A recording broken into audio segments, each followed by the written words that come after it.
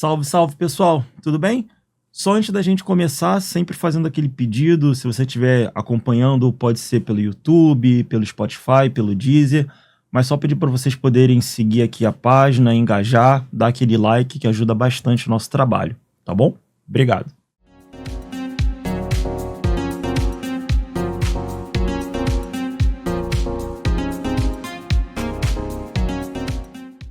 Fala, pessoal, tudo bem? Bem-vindos a mais um episódio do Papo de GC. E hoje um papo muito especial. A gente continua a nosso mês de apreciação às mulheres. A gente vai receber aqui hoje uma mulher muito potente, com uma história muito forte, que já vai se apresentar para vocês. E a gente também vai passar muito por comportamento de consumo e por cultura, né? Ainda mais no mundo de hoje, onde toda hora a gente tem um hype diferente, toda hora a gente é apresentado a novas tendências de consumo. E saber equilibrar muito bem tudo isso e saber o que realmente vai virar perspectiva de venda e o que vai morrer é fundamental para qualquer grande executivo de marketing. E hoje a gente vai conversar com uma grande executiva de marketing, uma grande executiva de comunicação, ela que, além de tudo isso, sabe colocar de uma forma muito assertiva o papel da diversidade e a sensibilidade da pluralidade dentro dos seus trabalhos. Tem mais de 15 anos de mercado, já atuou em gigantes como Unilever, como a L'Oréal. Eu já tenho o prazer enorme de receber aqui Luana Pereira. Lu, super bem-vinda, um prazer ter você aqui no Papo de GC e obrigado por ter aceitado o nosso convite. Não, eu que agradeço, assim, tô bem feliz com esse convite, acho que o projeto é um projeto incrível e também é meu primeiro podcast, então tô animada e um pouco ansiosa, assim, obrigada, Bira, por essa oportunidade. Maravilha. Bom, Lu, deixa eu começar de um jeito bem leve aqui, tá, para as pessoas, que eu queria começar te perguntando o seguinte, né, porque hoje a gente vê muitas tendências surgindo, e aí quando eu falo tendência pode ser de diversos tipos, desde uma pesquisa superestruturada que você pode receber no seu trabalho, como de repente algo viral que surge no TikTok ou em alguma outra mídia social. Como é que você faz meio que para separar o que de fato é só um barulho que está surgindo dentro dentro do mercado, junto às pessoas, para algo que realmente pode ser um padrão de consumo? Boa, essa pergunta é bem interessante, principalmente agora, né, o TikTok faz o hype aparecer o tempo todo, é buzz sobre muita coisa, mas acho que a primeira coisa que eu penso, assim, é qual o nível de profundidade que esse movimento, essa tendência tem, né, é algo que só tá gerando conversa, burburinho ali, buzz, ou é algo de fato que pode drivear ali o comportamento, mudar o consumo de alguma maneira. E aí, dentro dessa reflexão, eu tendo a pensar em três coisas, assim, fundamentais, acho que a primeira é, de fato, se aquilo ela tem consistência em outros lugares ou é algo nichado, porque mudança de comportamento precisa, né, acontecer em outras culturas, em outros lugares. Então, qual é a consistência disso? Qual é a profundidade cultural que se tem? Se esse movimento ele responde a alguma tensão, né, de consumidor. Então, o que de fato esse movimento aqui pode estar respondendo?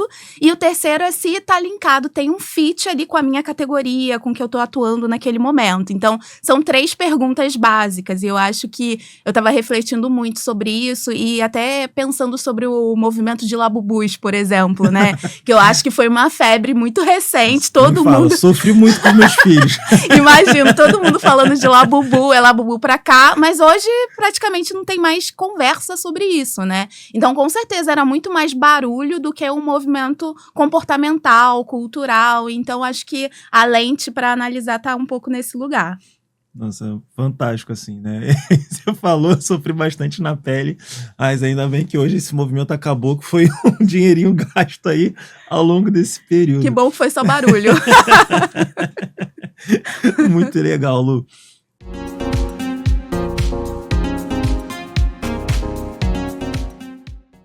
E aí, deixa eu aproveitar para a gente começar a nossa conversa, indo para o nosso primeiro bloco. Eu queria justamente pegar o gancho dessa tua primeira resposta para a gente falar um pouquinho sobre como as multinacionais conseguem transformar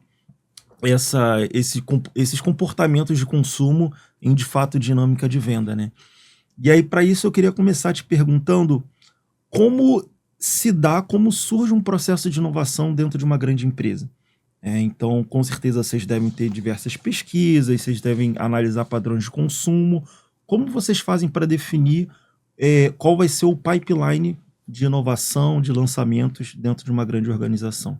Sim, eu acho que primeiro tem que ter uma estratégia, né, de marca, categoria muito bem definida, até para você não se deixar levar por um movimento e até cair num erro por conta disso, né? Então, acho que toda a inovação, todo um processo, ele inicia de uma estratégia. Para onde eu quero ir, onde eu quero chegar com a minha marca, com quem eu quero falar, né? Então, acho que primeiro você tem que ter essa lente, digamos, mais business, e olhar também como é que você tá no contexto de performance, né? Então, entender ali como é que tá a sua venda, como é que tá o seu índice de consumidores e com base nisso ampliar o olhar já direcionado. Então, quais são as oportunidades que eu tenho, né? O que tem disposto no mercado que eu posso aproveitar para trazer uma inovação que responda ao meu desafio de negócio? Eu acho que é importante frisar, porque muita gente pensa que o processo de inovação, ele começa do nada só por um insight, mas na verdade, ele começa de um desafio, de um objetivo de negócio que você tenha, né? E aí, com esse olhar já ali mais focado, você vai entender as oportunidades e as tendências que mais podem conversar com você. E aí, obviamente, tem uma lente cultural muito apurada para entender quais são os movimentos que estão acontecendo, para poder entender o que eu pego, o que eu não pego desse barulho todo e fazer todo esse processo de refinamento que eu comentei anteriormente. Então, isso tem profundidade, isso tem fit com o meu negócio. Eu acho que tem um processo de pesquisa que é bem importante para a gente poder entender ali através de amostra de consumidores que mais estejam próximos ao que a minha marca quer fazer e ao meu desafio e entender para onde eu posso levar essa oportunidade, né? Então, como que eu junto ali essa tendência, esse movimento a uma pesquisa de mercado que possa ouvir a consumidora e começar a linkar todos esses pontos até chegar numa solução efetiva de produto, de experiência, de campanha. Então, acho que é mais ou menos assim, o processo ele não é linear, então acho que cada negócio, cada empresa tem o seu formato de chegar até uma inovação, mas para mim inovação é de fato essa interseção entre todos esses pontos, não é fácil, é de fato você partir de um ponto de desafio e estratégia e com isso ir pegando tanto o que acontece em termos de movimento, cultura, quanto ouvindo pesquisas, olhando ali o seu desempenho e performance, unindo tudo isso e gerando a oportunidade. Nossa, assim, brilhante. E o que eu acho que é muito bacana de um termo que você traz muito forte, né? Acho que, primeiro de tudo, é um olhar estratégico. Então, você tem que saber para onde você quer ir, né? Isso é fundamental. Mas acho que você tem uma sensibilidade muito forte, que com certeza não deve ser nada fácil de implementar, que é como você equilibra cultura com dados. Então, como colocar esses dois pontos dentro da mesma balança, colocar no liquidificador e conseguir extrair enfim, não só produtos, mas acho que planos de ação que de fato sejam assertivos para dentro de uma organização. Sim, então, super. Acho que deve ser algo incrível aí que você vem desenvolvendo com muita maestria ao longo da tua carreira. Obrigada pela maestria. Mas eu acho que, assim, se eu puder comentar esse ponto, porque é uma tendência natural as pessoas errarem no perfil do profissional que está gerando a inovação e acharem que é um perfil mais criativão e tal, né? Sim. Aquele que, nossa, deixa eu ver aqui, deixa eu ter um insight e tal. Mas não, uma inovação consistente, ela é feita fundamentalmente a partir de dados, né? Porque o dado, ele olha o passado e, no máximo, ali o seu presente. E aí você conecta isso com a cultura que olha o que vai acontecer para frente. Então, para mim, é uma coisa não acontece sem a outra. Então, o perfil analítico, curioso, é bem importante na hora de gerar uma inovação. Com certeza não é só a criatividade. Às vezes, no dado, ele te dá um insight que você não precisa da criatividade para gerar, né? Então, eu só queria comentar porque eu vejo isso acontecendo com muita frequência, né? Profissionais de inovação tendendo a pensar que é só sobre criatividade, é só sobre ser heavy user de redes sociais, mas o dado, o número, muitas vezes diz muito mais para onde você tem que levar a inovação do que uma tendência que está acontecendo naquele momento. Brilhante, Lu. E aí, deixa eu aproveitar para extrair um pouco dessa tua experiência, que acho que com certeza as pessoas vão querer muito entender de como você se comporta estando sentada numa cadeira de executiva de marketing. E aí eu queria saber, dentro do teu dia a dia, o que pesa mais na hora que você vai tomar uma decisão? Ou de repente não o que pesa mais, mas como você faz para equilibrar as coisas? Porque tem com certeza a parte de visão estratégica, você tem que olhar dados de sellout, né? Enfim, dados de venda, tem toda a questão também do que chega de pesquisa, tem toda a questão da informação de boca a boca, ou então o que chega de rede social. Como você faz para botar esses pratinhos, equilibrar isso, para poder tomar decisões de fato que vão impactar as marcas que você gere dentro do dia a dia de uma executiva de marketing? Sim. É difícil falar de peso, porque efetivamente é um equilíbrio dos pratinhos, né? Acho que não tem como escolher uma coisa em detrimento da outra. Mas eu acho que com o passar do tempo, tem uma coisa que é muito norteadora, que é o feeling. Também. Então, a gente acaba sentindo ali para onde a gente deveria direcionar, muito por conta de experiências, e eu queria, assim, acho que é legal reforçar que a minha vivência profissional, ela não partiu de multinacionais, né? Então, eu empreendi, eu passei por pequenas empresas, eu passei por diversos segmentos, então isso também me dá ali um repertório que me ajuda a julgar. Eu acho que um primeiro ponto é um julgamento, para onde eu tenho que colocar mais energia nesse lugar para poder mover. Então, acho que é um pouco do feeling, um pouco do repertório. E eu gosto muito de ouvir, tá? Eu acho que escutativa também, e aí até muito sobre o meu perfil de liderança, é uma coisa muito presente. Então, eu quero sentir se aquele meu feeling ali, ele tá compatível também com a equipe que tá me ajudando a construir aquilo, porque a gente não faz nada sozinho. Então, eu acho, né, boto minhas fichas aqui, que a gente deveria estar indo para esse lugar como um prioridade. Todo mundo tá com a mesma sensação, como é que é? Eu troco muito com as pessoas, eu gosto de ouvir as pessoas, porque elas partem de outro lugar que eu talvez não tenha também nem colocado ali em discussão, em pensamento. Então, acho que é um pouco dessa mistura. Para além do dado, para além da pesquisa, acho que tem um pouco de repertório, feeling e escutativa para poder entender se está todo mundo tendendo para aquele lugar, para a gente ir junto, priorizar e ver como é que a gente vai fazer esse ecossistema estratégico. Nossa, maravilha. E aí, deixa eu aproveitar então e já puxar para um outro gancho, porque quando a gente fala sobre marketing, naturalmente a gente está falando sobre, enfim, ou construção ou consistência de uma marca, né? Você que, como comentou aí, você tem um background, assim, muito vasto, desde multinacionais até já ter empreendido.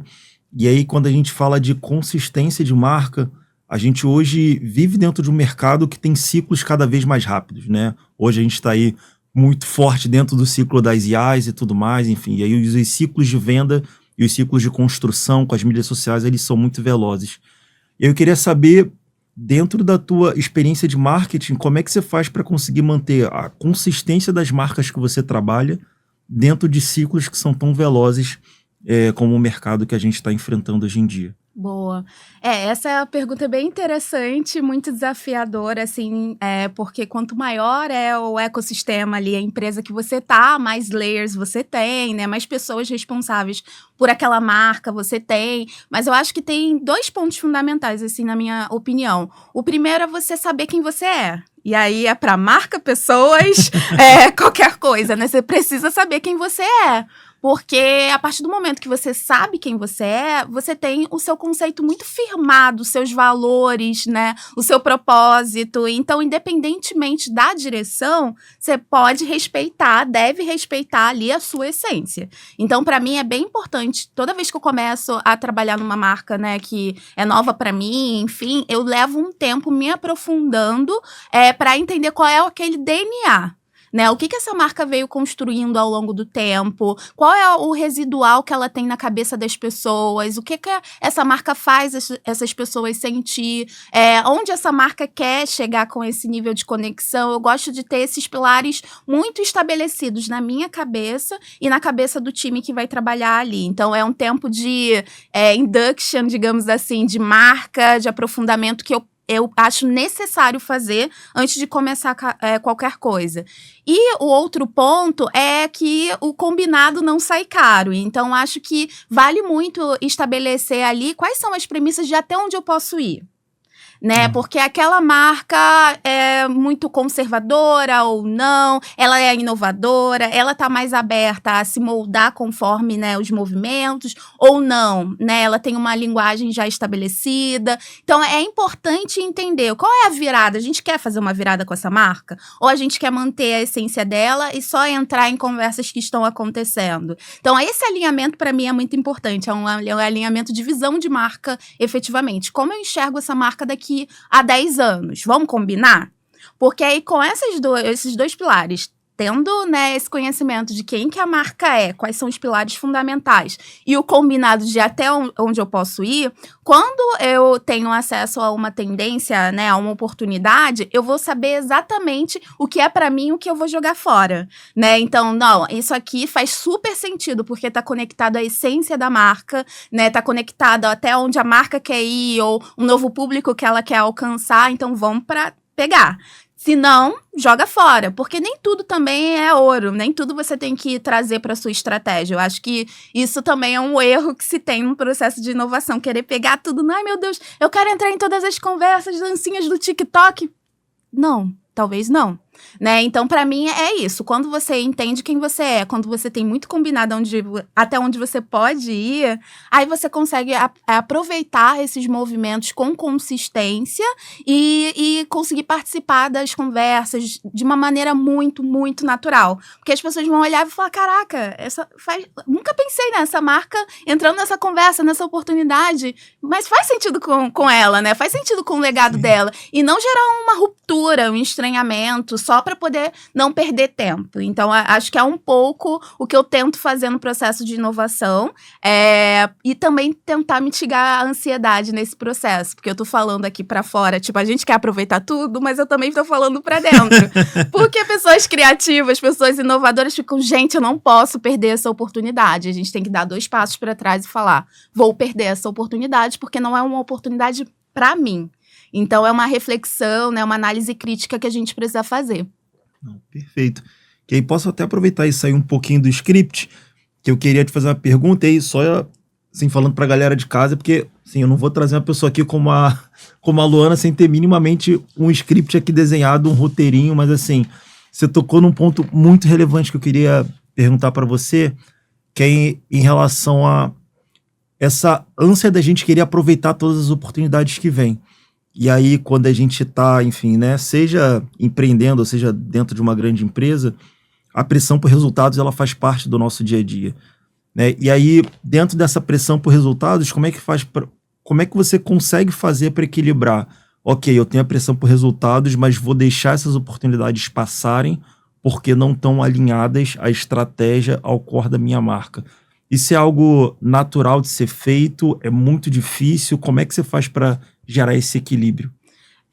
Tem que ser natural, assim, porque não pegar oportunidades que dão fit com a minha marca não significa não fazer nada, né? Então, são escolhas estratégicas que a gente precisa fazer. Mas, obviamente, entender o que a gente consegue aproveitar desse movimento ou gerar uma nova oportunidade.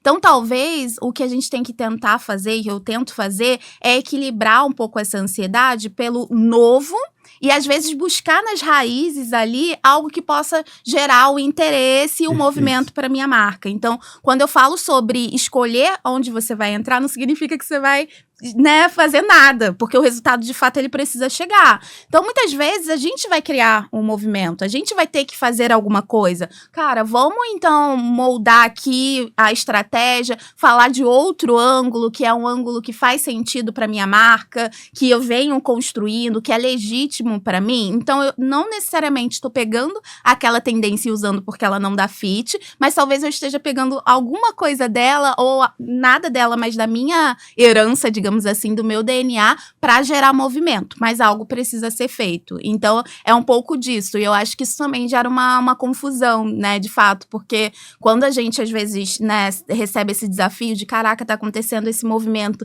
e como profissional a gente tem que ser o bad cop, né, que a gente fala, tem que falar, olha, isso aqui não tem nada a ver comigo, o que eu vou trazer também em resposta? né? O que eu tenho ali na minha manga de construção? Porque nenhuma marca, ela se sustenta só com tendência também, né? Concorda?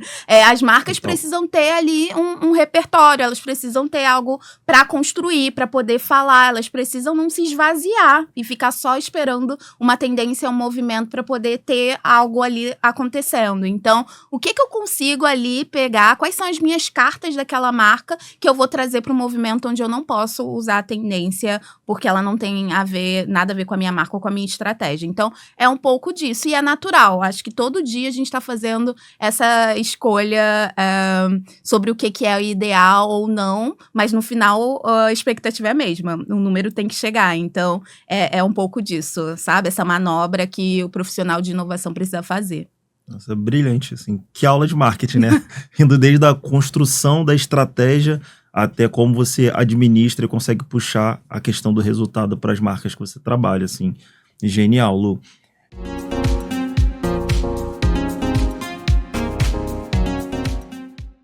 E aí, agora eu queria ir para um outro bloco para começar a trazer um pouco de algo que eu vejo que você sempre trabalha de uma maneira muito consistente, que é trazer um pouco da visão cultural, da sensibilidade cultural para dentro do resultado e dentro dos dados que você trabalha junto com as marcas.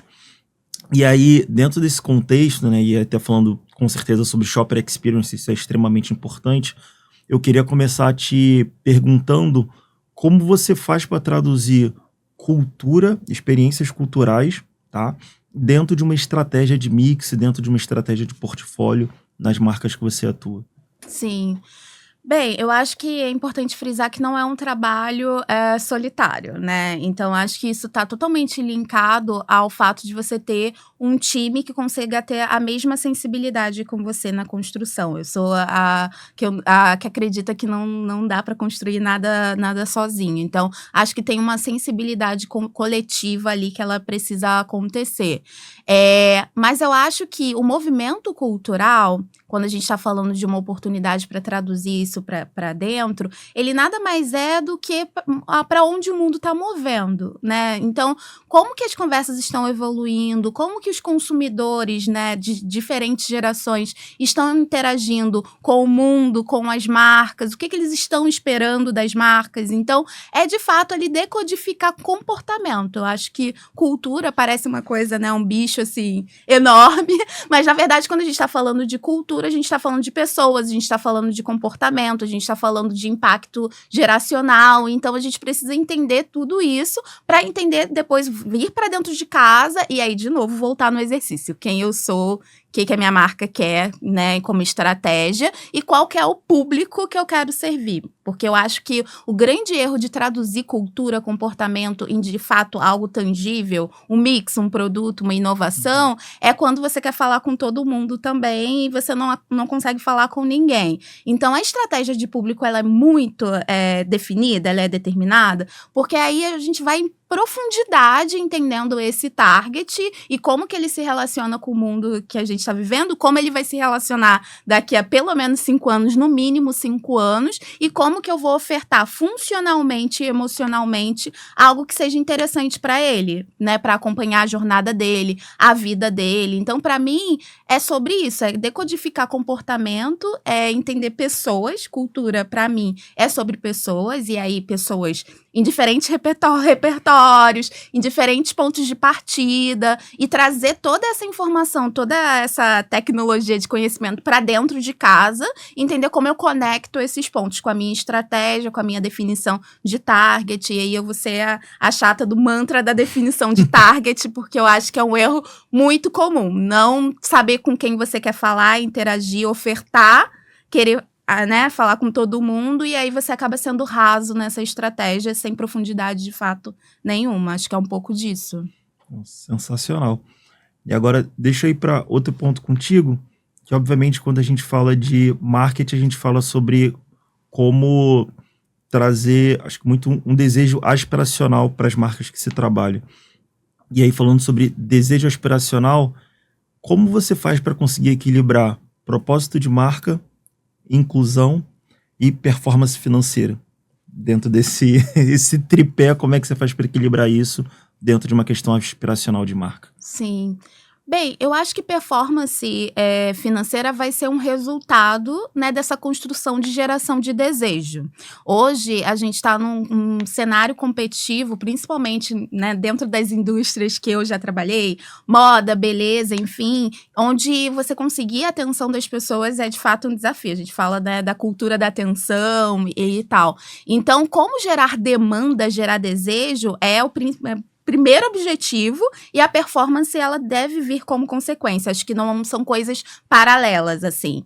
E a geração de desejo, para mim, de novo, ela vem ali através do entendimento de comportamento, né? E entender que o que é desejo aspiracional para você não é necessariamente para todo mundo. Então, entender o que é desejo, o que é beleza, por exemplo, quando a gente está falando, trabalhando sobre beleza, o que é beleza para diferentes grupos, né? E aí a gente pode fazer vários recortes, pode fazer um recorte de classe social, um recorte racial, porque isso vai mudar muito, é sobre diferentes perspectivas, né? E dentro desse entendimento, saber como que eu me conecto com isso, né? Com o que é o belo para aquela pessoa, para aquele grupo de pessoas, o que é o desejo para elas, assim. Eu acho que aqui a gente tem que também tirar esse olhar como profissional de que o meu ponto de vista, o meu umbigo é o correto, que eu acho que é outro erro que a gente tende a fazer, trabalhando ali, né, acaba viciando um pouco o olhar, no sentido de, eu sei, eu desenhei minha brand persona lá, eu tenho um ponto de vista sobre o que essa pessoa deseja, o que ela quer, mas eu não vou ouvir as pessoas, eu não vou entender em profundidade. E aqui, para além de ouvir, é fazer esses recortes, são importantes, porque você precisa entender ali quais são as especificidades de cada grupo. E assim, desenhar, de fato, algo que seja desejável e gerar essa demanda. Então, para mim, esse é o principal trabalho e a consequência tem que ser o retorno financeiro disso. Porque, obviamente, se você gera mais demanda, se mais pessoas se conectam com aquilo, sonham em ter aquele produto, usar aquela marca, elas vão te comprar, elas vão te recomprar e o resultado vem. Então, para mim, é muito mais como você foca no primeiro pilar e tem em mente, não deixa de traquear o resultado, mas ele não pode ser norteador. Porque, de novo, você vai trabalhar com a urgência e vai ser raso, não vai conseguir trabalhar em profundidade, sabe?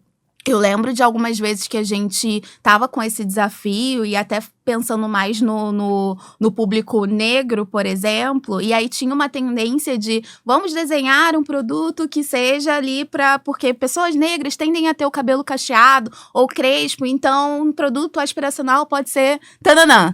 Mas, cara, quando você para e vai entender a especificidade, porque é um tamanho de população gigante, pessoas com diferentes pontos de partida, diferentes condições sociais, diferentes relações com a sua ancestralidade, com a sua raça, né? Então, isso muda o conceito de desejo e aspiracionalidade, né? Então, como que a gente consegue entender mais a fundo ali, entendendo essas especificidades e conectar a minha marca nisso? Então, a minha marca entra em algo já existente, ela não cria algo do zero, assim. Acho que é um pouco disso, sabe? Não, brilhante, perfeito, né? Ela vai entrar dentro ali de um consumer need, e aí como você cria a história que vai se conectar com aquela pessoa, enfim, pra ela de fato desejar consumir e ter a demanda da sua marca, assim, é fantástico. E aí, deixa eu então aproveitar um pouquinho e dentro desse conceito, digamos assim, do mercado de beleza que você trouxe. E aí eu queria aproveitar um pouco da tua experiência e perguntar, como a gente tem ciclos aí, né, tão dinâmicos de mercado, ao longo desses últimos 5 anos, você viu algo de diferente, de dinâmicas de consumo, de padrões de consumo, que mudaram muito dentro do mercado de beleza? Sim. Eu não sei se eu diria mudou muito, assim, mas eu acho que a gente tem um mundo antes da pandemia, por exemplo, e um mundo depois, né? Eu sei que a gente já tá quase se aproximando num período para falar, cara, a pandemia já passou há, sei lá, 10 anos, mas para mim foi meio que ontem, às vezes, é bem esquisito, mas assim, quando a gente para pensar como que a gente, né, consumia a marca, como que a gente interagia antes da pandemia e como que isso se moldou depois, a gente vê uma mudança muito grande, né? Então, falando de beleza especificamente, as pessoas ficaram mais em casa e tiveram ali mais contato com o seu próprio cabelo, com a sua pele, e mudaram rotinas e trouxeram novas rotinas. Acho que o nível de complexidade que foi gerado depois desse processo, onde os 50 steps de skincare, né, que se faz, veio muito da pandemia, transformações acontecendo no cabelo ali. Ai, vou experimentar. Tô em casa mesmo, não tem um evento social. Então, a forma que as pessoas viraram quase que alquimistas ali, falando de beleza, isso mudou muito e elas trazem isso. E eu acho que esse nível de experimentação que foi gerado durante a pandemia faz com que hoje esse consumidor ele esteja extremamente exigente. Então, informações que ele não buscava antes, ele busca agora. Nível de entendimento de ingredientes, de processo, isso mudou pra caramba, sabe? Eu acho que a gente consegue atravessar uma rua, conversar com um consumidor, assim, né, normal, comum, e ele trazer um nível de conhecimento sobre aquela formulação, sobre aquele produto, sobre como usar, sobre o que não fazer, que às vezes você mesma que trabalha naquela marca não vai ter. Porque, de fato, essas pessoas se aprofundaram nisso e elas estão no nível de exigência muito grande. Então, acho que falando de beleza, que é o recorte que eu consigo trazer com, né, mais profundidade, mudou a relação efetivamente das pessoas com essas categorias em nível de complexidade. As rotinas ficaram mais complexas, com muitos passos, as pessoas ficaram mais exigentes, as pessoas têm acesso à informação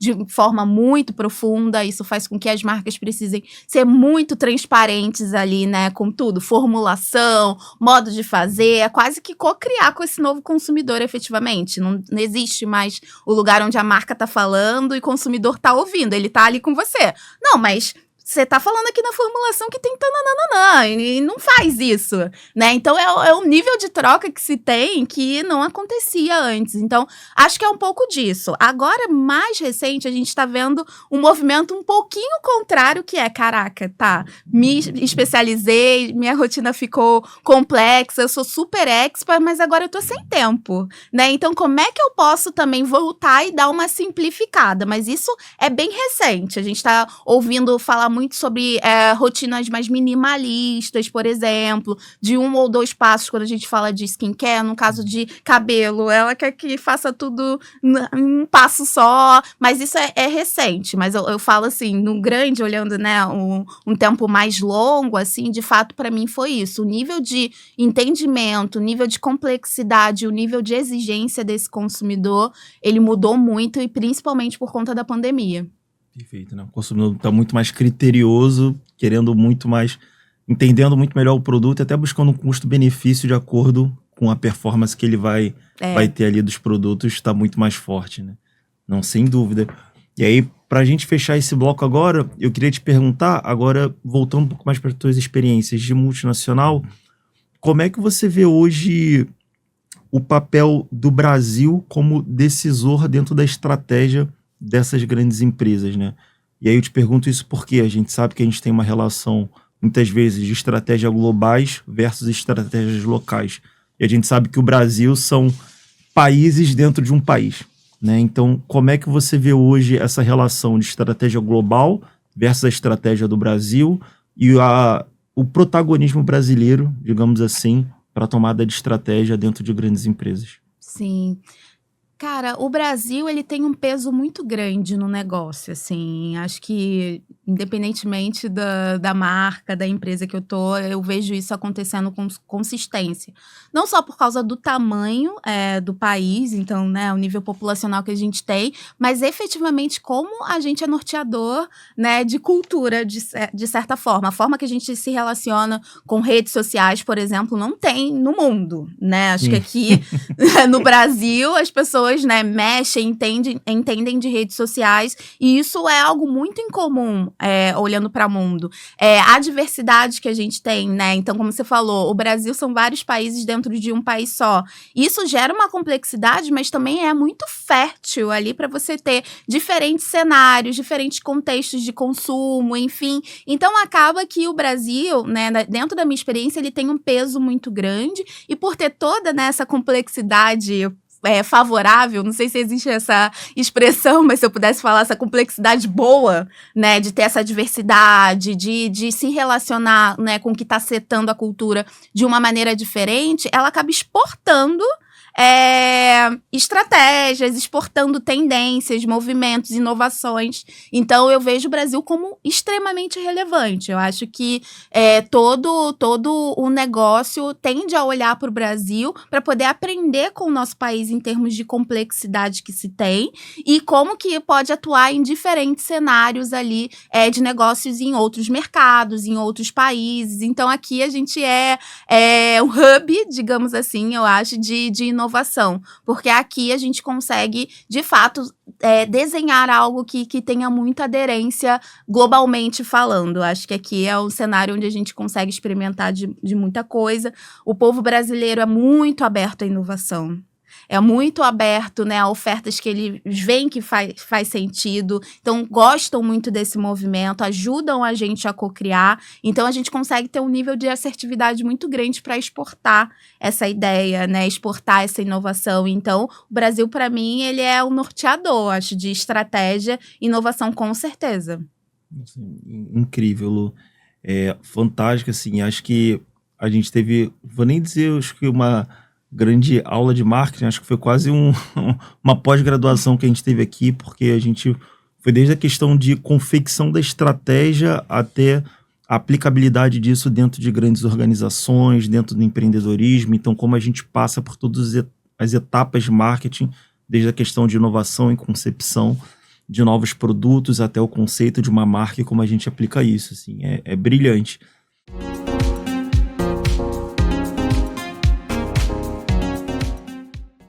E aí, agora, se você me permitir, eu queria fazer um recorte e trazer para mim um ponto que é super relevante, não tem como eu não deixar de conversar sobre esse tema com você aqui, que é uma questão de representatividade feminina, representatividade racial, porque, assim, eu acho muito importante, trazendo uma conversa mais profunda, você hoje ocupa um lugar onde, majoritariamente, ele ainda não está equilibrado, né? Você hoje, do ponto de vista de liderança, você é uma mulher negra, que chegou onde chegou por todos os seus méritos, mas com certeza tendo uma batalha que não necessariamente foi justa ou teve, enfim, vieses atrelados ao longo desse caminho.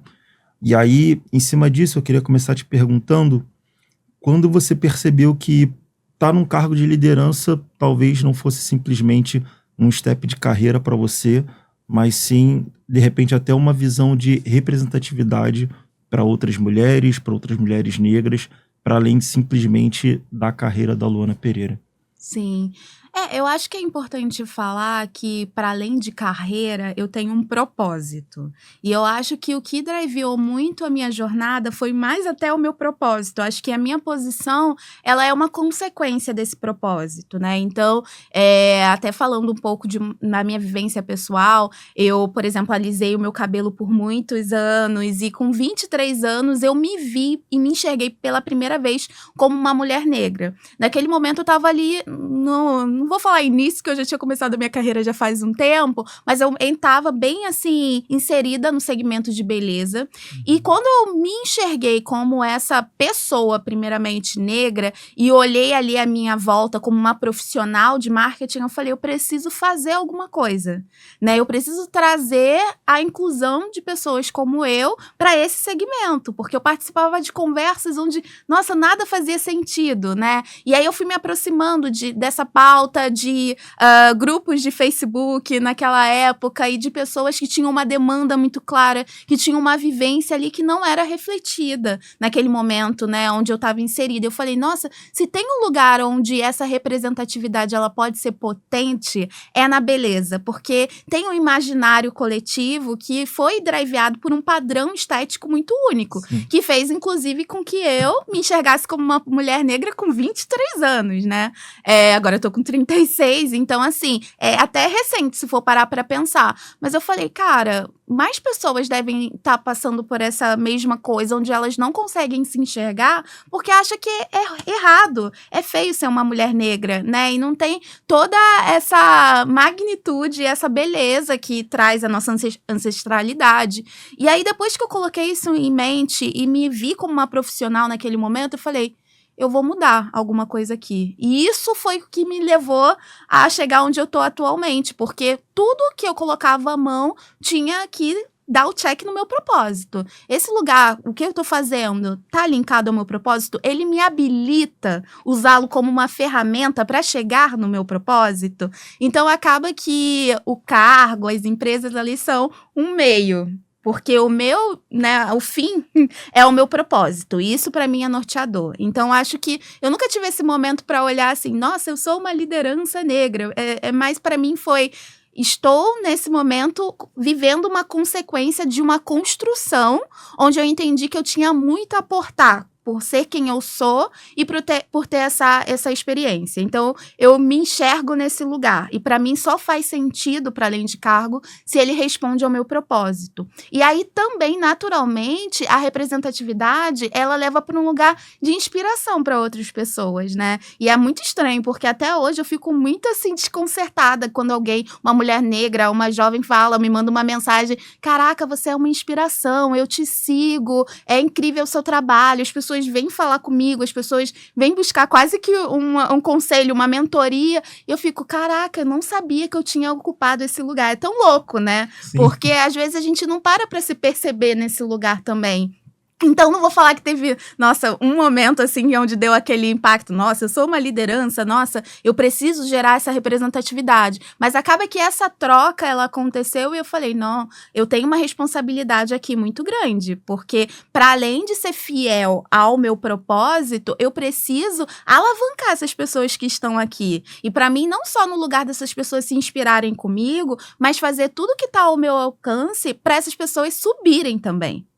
Entender se elas não estão subindo por uma questão de oportunidade, de visibilidade, né? Conseguir dar luz a outras potências. Então, eu acredito muito nisso. Eu acho que quando falam, né, que uma mulher negra, né, quando começa a ascender, ela puxa toda uma comunidade, eu acredito nisso. Assim, para mim, ser uma liderança só é bacana, né? Só tá linkada ao meu propósito se eu trago mais gente comigo. Eu não quero ser só aquela, para ser a aspiracional ali, né? Para falar, nossa, Lu, eu me inspiro muito em você, mas eu quero entender como que eu consigo ser ali também uma ferramenta para puxar mais pessoas e para conseguir reconhecer mais pessoas que por toda a estrutura aí, né, pautada há anos, não tiveram a oportunidade. Então é meio que isso, eu olho para o meu papel nesse lugar, mas o propósito para mim é o fio condutor de tudo no final.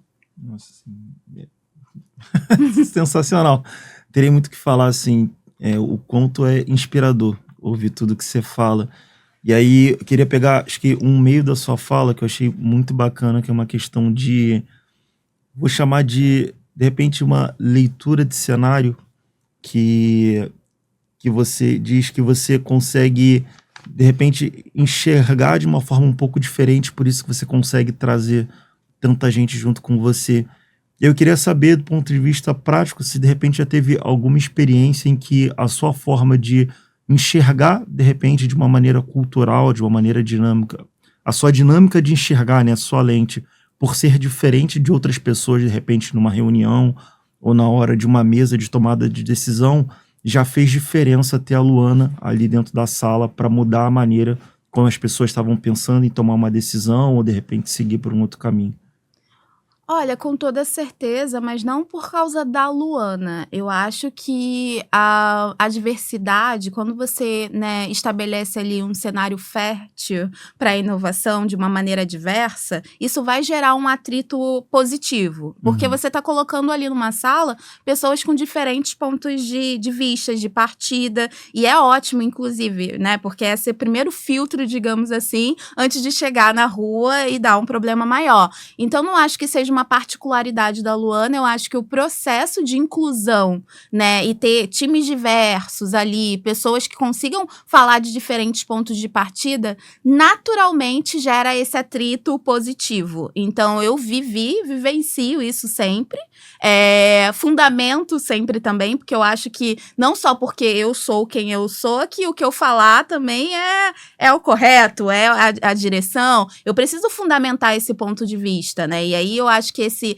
meu perfil de análise de dado, de ser curiosa, me ajuda nessa discussão, porque ali acho que a coisa boa, a inovação legal, ela nasce de um conflito, de um atrito positivo, de verdade. Porque é quando você coloca na mesa diferentes ideias e você pode concordar comigo ou não, e a gente vai ter que chegar junto a uma conclusão. Mas parte desse processo é como você fundamenta os seus argumentos. E aí eu acho que é isso que faz a diferença. É onde eu trago, né, o meu olhar analítico, estratégico, a minha bagagem para a discussão, para fundamentar. E não só porque eu sou a Luana, uma mulher negra, acho que a gente deveria ir para esse lugar. Eu nem entro nessa discussão. Se eu não estou preparada efetivamente para ser um ponto que vai trazer um atrito positivo e produtivo para aquela discussão, eu nem entro, porque eu não estou preparada para aquilo. Não é só o fato de eu ser quem sou que vai nortear e vai trazer ali a grande resposta. Então,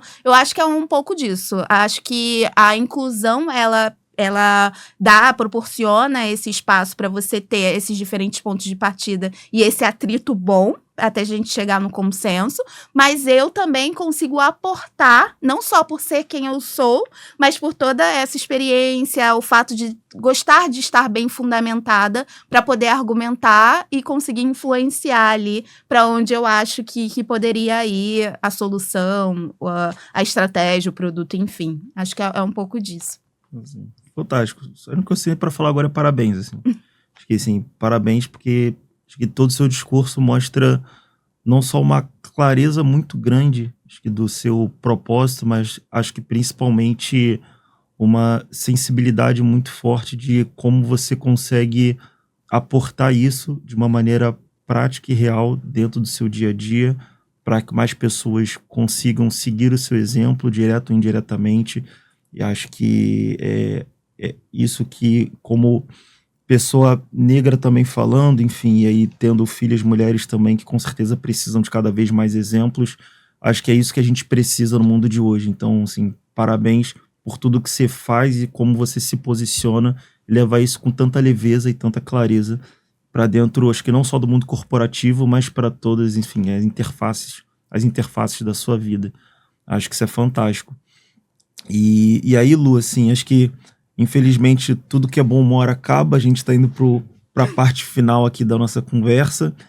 E aí eu queria fechar nosso papo fazendo aqui um jogo de bate-bola contigo. Queria te fazer algumas perguntinhas rápidas e saber de você um pouquinho de como tá a sua cabeça, a sua percepção para alguns cenários aqui, tá bom? Beleza. Então eu vou começar aqui, ó, pegar minha colinha, perguntar para você uma tendência que você acha que hoje é superestimada dentro do universo de beleza.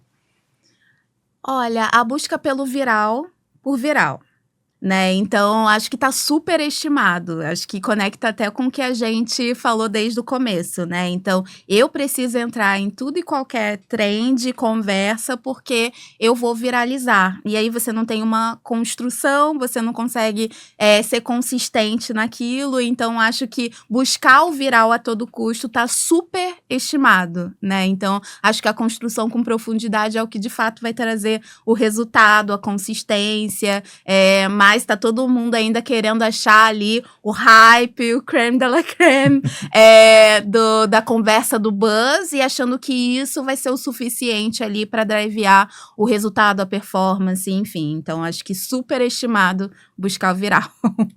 E uma tendência subestimada? Cara, cada vez mais eu venho pensando no offline como uma tendência subestimada, porque, né, todo o movimento que as marcas foram fazendo, eu preciso ser cronicamente online, eu preciso estar ali imersa na conversa, mas a gente vê algumas tendências de comportamento que demonstram que as pessoas já estão ficando de saco cheio, né, dessa hiperconectividade, AI o tempo todo, as pessoas já, né, não trocam, então elas estão valorizando muito a presença, o momento offline, as experiências. Então, eu acho que ainda está subestimado como que pode ser potente ali para uma estratégia, de fato, você conseguir agregar o online e o offline de uma maneira, assim, bem conectada. Eu acho que tem as pop-up stores aí que não me deixam mentir, né? Eu Serve, por exemplo, a gente acabou de fazer uma pop-up store que foi um grande sucesso, mais de 70 mil inscritos, assim, cadastrados para participarem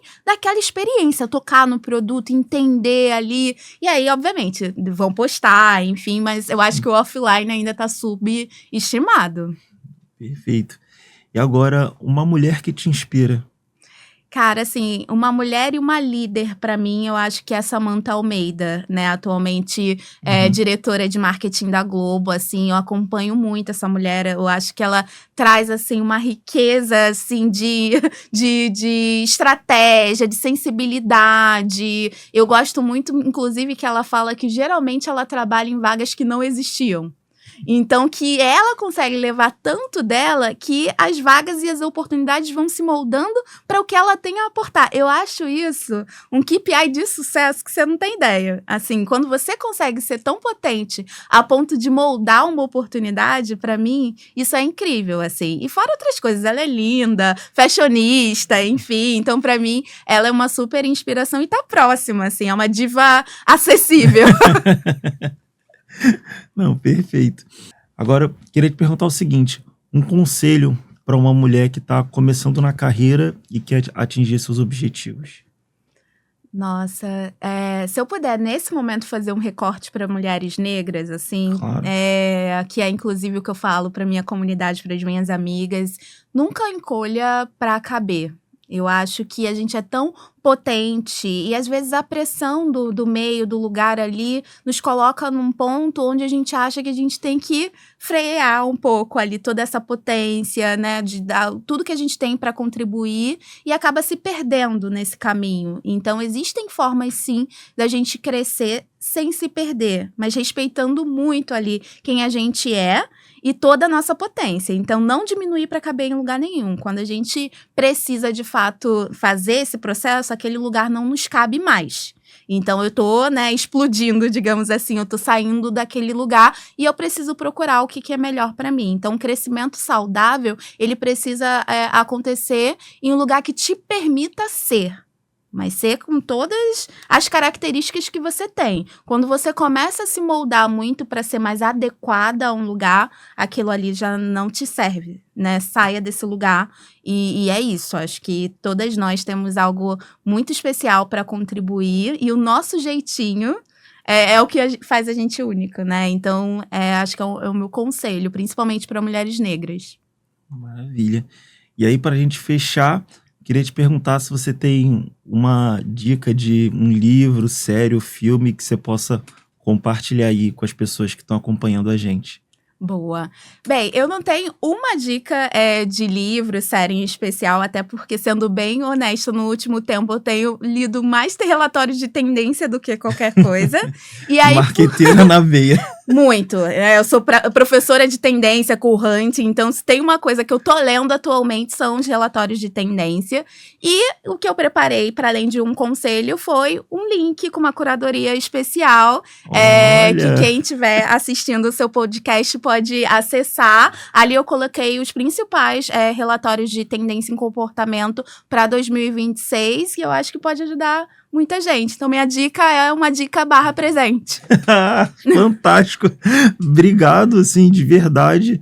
Incrível. Então, pessoal, assim, vou colocar o link que a Luana vai disponibilizar para mim aqui, tanto no YouTube, Spotify, Deezer, seja a plataforma que você estiver acompanhando, vai estar aqui no primeiro comentário, tá bom? Vou colocar o link aqui da curadoria de conteúdo. E muito obrigado, Lu, assim, fantástico. Acho que não tem dica melhor do que essa que a pessoa pode ir atrás e começar a se preparar de maneira proativa, enfim, para poder ter conhecimento.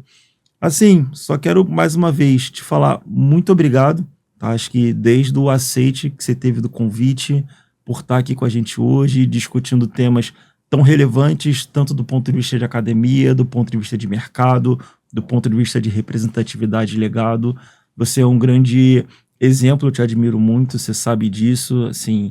Então é um prazer ter você aqui, uma grande honra. Espero que seja o primeiro de muitos. Quero contar com você em outros podcasts, em outros bate-papos e outras entrevistas. E assim, foi fantástico ter esse tempinho para trocar aqui com você. Vou abrir para palavras finais suas. Mas foi incrível, Lu. Obrigado por todo esse tempo. Obrigada, sim. Eu agradeço novamente. Eu adorei o convite, adorei estar aqui. Acho que o papo foi super legal, assim. Pro meu primeiro, espero que eu tenha ido bem. Eu tava nervosa, mas acho que foi tudo bem. Obrigada. Acho que esse projeto também é muito incrível que profissionais tenham essa oportunidade de ouvir tantos ângulos diferentes, né? E consigam agregar ali pra jornada, pra estratégia. Então, também parabéns por esse projeto. Você também é uma inspiração para mim. Eu sempre te menciono ali, porque eu acho que você é um cara que saca muito do que você faz, do que você se propõe a fazer. Então é isso. Acho que obrigada e conta comigo também para outras conversas, oportunidades. Eu tô aqui disponível.